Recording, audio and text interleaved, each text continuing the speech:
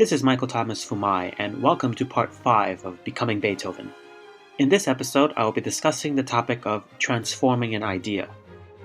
Beethoven had a great skill for transforming his material. The Fifth Symphony is a great example, with the first movement being transformed into something heroic by the end of the work.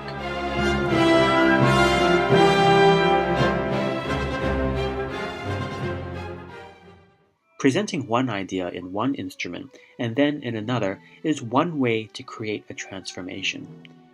Here is the beginning sequence of those descending scales that I've often mentioned about. They are here scored for strings, with some wind and percussion figurations on top of it. The dynamic is soft piano, and I've chosen to use the strings here because of their ability to produce a very vocal quality of sound. The sound of Barber's Adagio for strings comes to mind. The feeling I wanted to attain was one of a growing or ghostly intensity.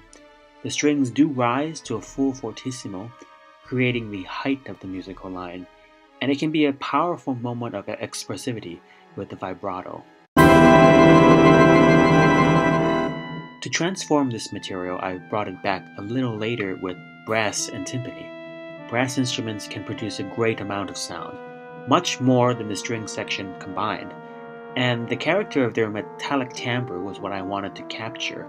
Their sound would transform the material from the brooding vocal intensity of the strings into a full wave of anguish. Granted, there is more involved than just giving the same material to a different instrument, otherwise known as copy and paste.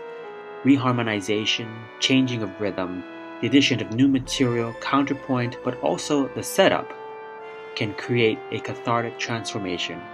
This transformation from the strings to the brass in just this first section of the work is from dark to darker.